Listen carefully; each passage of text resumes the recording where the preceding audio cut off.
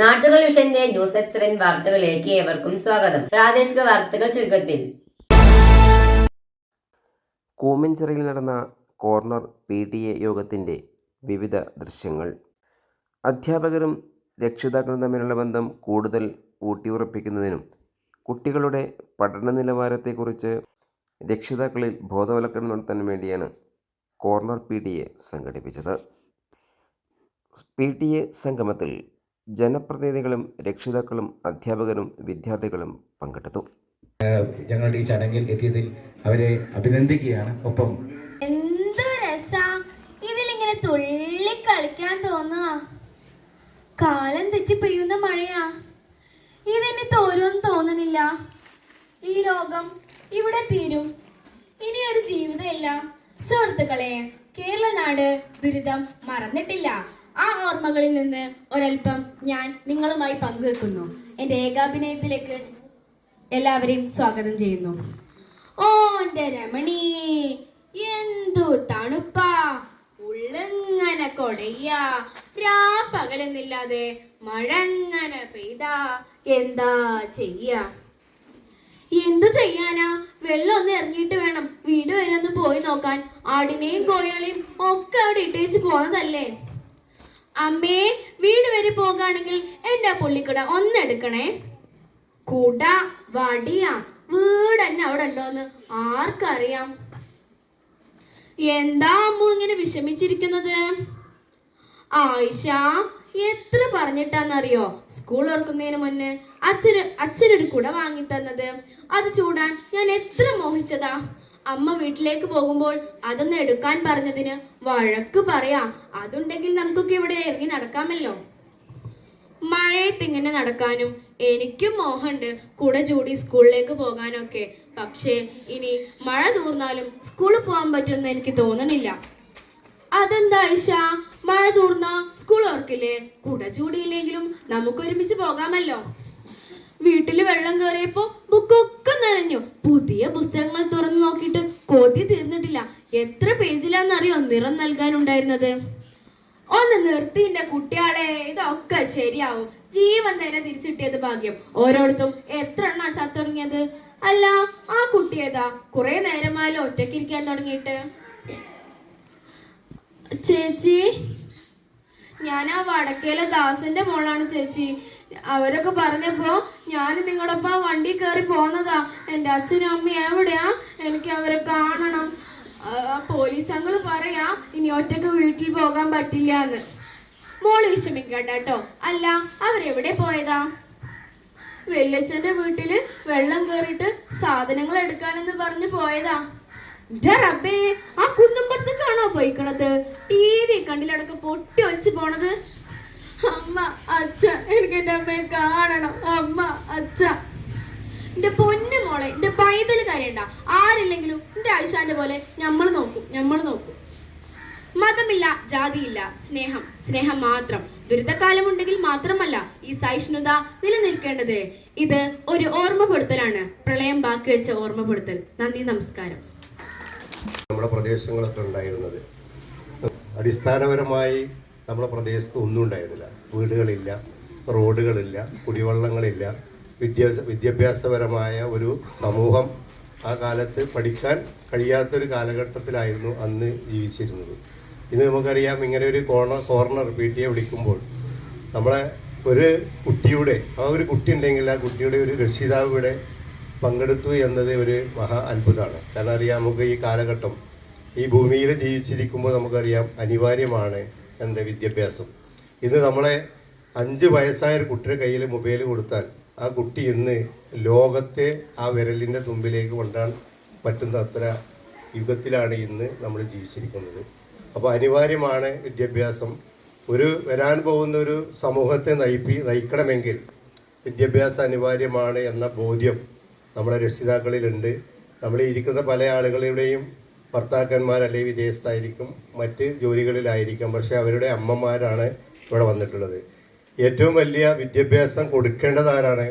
അമ്മയാണ്. ഒരു കുട്ടിക്ക് ഒരു ഭാഗത്ത് അധ്യാപകൻ നിൽക്കുന്നു, മദ്രസ വിദ്യാഭ്യാസമാണെങ്കിൽ അവിടെ ഒരു ഉസ്താദ് നിൽക്കുന്നു. അതിൻ്റെ അടിസ്ഥാന വിദ്യാഭ്യാസം കൊടുക്കുന്ന ഒരു ഘടകമാണ് മാതാവ്. അപ്പോൾ നമുക്കറിയാം, ഒരു കുട്ടിയുടെ ഏറ്റവും വലിയ കൂട്ടുകാരനാകേണ്ടതും ഒരു മാതാവാണ്, ശരിക്കും പിതാവല്ല. ആ കുട്ടി ഒരു അധ്യാപകൻ്റെ അടുത്ത് പോകുന്നു. നമ്മളെ വീട്ടിൽ നിന്ന് രാവിലെ അല്ലെങ്കിൽ 8:30 മണിക്ക് 9 മണിക്ക് അല്ലെങ്കിൽ 9:30 മണിക്ക് നമ്മളെ മുന്നിലാണ്, അല്ലെങ്കിൽ നമ്മുടെ വീടിൻ്റെ മുന്നിൽ അടിസ്ഥാനപരമായ ആ വിദ്യാഭ്യാസ സ്ഥാപനങ്ങൾ. ഇപ്പോൾ നമുക്കറിയാം, നമ്മളെ ശ്യാം മാർഷൽ സ്കൂള്, ആ സ്കൂളിൻ്റെ വാഹനം നമ്മളെ മുന്നിൽ ബന്ധമൊക്കെ പൂസി ആ വിദ്യാഭ്യാസ സ്ഥാപനം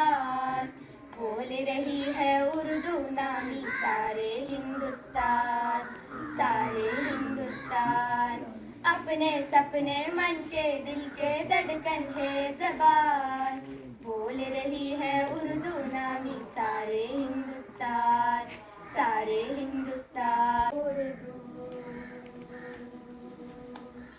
हिंदुस्तान की प्यारी, हिंदुस्तान की प्यारी, हिंदुस्तान की प्यारी। पापा मप्पा मप्पादा അലനല്ലൂർ ഗ്രാമപഞ്ചായത്തിലെ 3 സ്ത്രീകൾ നമ്മുടെ വീടുകളിൽ ഒരു മാസം വരുന്നുണ്ട്. അത് നമ്മൾ ഉണ്ടാക്കുന്ന അജൈവ മാലിന്യം അവർ ശേഖരിച്ച് അലനല്ലൂർ ഗ്രാമപഞ്ചായത്ത് ഒരു കൊല്ലത്തിൽ 25 ലക്ഷം രൂപയാണ് നിങ്ങൾ ഈ പറയപ്പെട്ട വീടുകളിൽ നിന്നും സമാഹരിച്ച് അലനല്ലൂർ പഞ്ചായത്തിൻ്റെ ഹരിതകർമ്മ സേനയെ ഏൽപ്പിച്ചാൽ അത് ഇവിടുന്ന് പുറത്തേക്ക് വിടാൻ വേണ്ടി ഒരു വർഷത്തിൽ 25 ലക്ഷം രൂപ നമ്മൾ കൊടുക്കുകയാണ്. നിങ്ങൾ ഒരു കിലോ അജൈവ മാലിന്യം ശേഖരിച്ച് ഇവരെ കൊടുത്താൽ അത് പഞ്ചായത്ത് പുറത്തേക്ക് വിടാൻ വേണ്ടി 8 രൂപ നമ്മളത് കൊടുത്തിട്ടാണ് അവരെ വിടുന്നത്. 8 രൂപ പഞ്ചായത്ത് പുറത്തേക്ക് വെച്ചിട്ടാണ് ഈ പറയപ്പെട്ട അജൈവ മാലിന്യം നമ്മൾ പുറത്തേക്ക് വിടുന്നത്. നിങ്ങൾ കൊടുക്കുന്ന 50 രൂപ എന്താണ്? അതാ അവരുടെ ശമ്പളമാണ്, അവരുടെ കൂലിയാണ്. അത് അവരും ഒരു കമ്മിറ്റിയും തമ്മിലുള്ള ബന്ധമാണ്. അപ്പോൾ കുട്ടിയെ നമുക്കറിയാം, നമ്മളെ സ്കൂള് നമുക്ക് വന്ന PTA കോർണർ യോഗത്തിൽ നമ്മളെ സ്കൂളിലെ മാനേജ്മെൻറ്റും അധ്യാപകരും പറയുന്നതിനനുസരിച്ച് പ്രവർത്തിക്കുകയും അതോടൊപ്പം തന്നെ നമ്മളെ കുട്ടികൾക്ക് ഇപ്പോൾ മുട്ടായിൻ്റെ കവറൊക്കെ പറഞ്ഞു, ആ ഒരു ചെറിയ കവർ പെറുക്കാൻ പോലും കിട്ടൂല, പലപ്പോഴും ശ്രദ്ധിച്ചുകൂടെ. അപ്പോൾ നമുക്കറിയാം റബിയ ലെവൽ 12 സുന്നി ഏരിയയാണ്. 12 കഴിഞ്ഞാൽ അതിൻ്റെ ഒരു മാലിന്യ പ്രശ്നം. ഞാൻ കഴിഞ്ഞ പ്രാവശ്യം 3 ദിവസമാണ് ഞാൻ എൻ്റെ നേരിട്ട് ചൂലെടുത്ത് റോഡും ആ പ്രദേശമൊക്കെ അടിച്ച് വൃത്തിയാക്കി ഹരിതകർമ്മ ഞാൻ കൊടുത്തു. കാരണം എന്താണ്, അതിൽ നമ്മൾ ആരോട് പറഞ്ഞിട്ട് കാര്യമില്ല. കാരണം ഇത് തലയിൽ കയറുന്നൊരു കൗമ്പ് ഇനി വന്നിട്ട് വേണം, അല്ലെങ്കിൽ ഇത് നിങ്ങൾ പഠിപ്പിക്കണം. അപ്പോൾ വരാൻ പോകുന്ന സമൂഹത്തിന്, തലമുറക്ക്, നമ്മളെ കുട്ടികൾക്ക് ഈ ഭൂമിയിൽ നല്ല വെള്ളം വേണം, നല്ല വായു വേണം, നല്ല അന്തരീക്ഷം സൃഷ്ടിക്കാനുള്ള സാഹചര്യം കൂടി കൊടുക്കണം. അതോടൊപ്പം തന്നെ വിദ്യാഭ്യാസപരമായി നമ്മളെ കുട്ടികളെ പഠിപ്പിക്കണം. പഠിക്കാനുള്ള അവസരം അതിൻ്റെ കൂട്ടുകാരാകേണ്ടത് മാതാപിതാക്കളാണ്.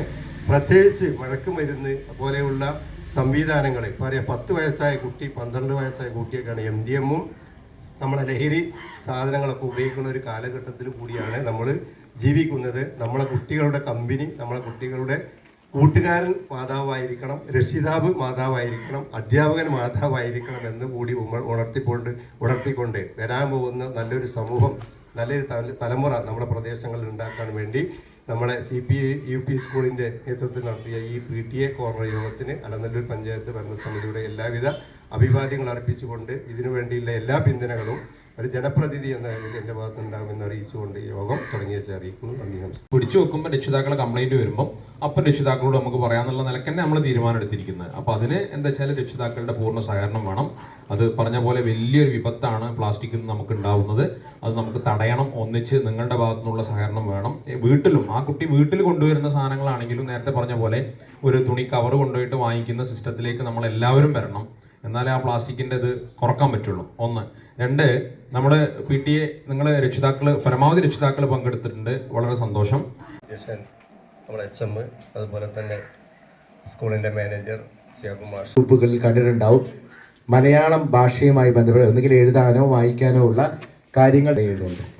അപ്പോൾ അത്തരത്തിലുള്ള എല്ലാ പ്രവർത്തനങ്ങളും നടത്തുന്നതോടൊപ്പം ഇവിടെ ഞങ്ങൾ രക്ഷിതാക്കളെ കാണാൻ വന്നത്, ഈ പ്രവർത്തനങ്ങൾക്കെല്ലാം ഞങ്ങൾക്ക് നിങ്ങളുടെ പിന്തുണ കൂടി വേണം. കാരണം ഞങ്ങളും സ്കൂളും മാത്രമായാൽ ഈ കുട്ടികളുടെ വിദ്യാഭ്യാസം പൂർണ്ണമാകില്ല. അപ്പം അതിന് നിങ്ങളുടെ പിന്തുണ ഉണ്ടാവണം. കാരണം പിന്തുണ എന്ന് പറഞ്ഞാൽ നിങ്ങളുടെ പരിപൂർണ സപ്പോർട്ട് ഉണ്ടാവണം.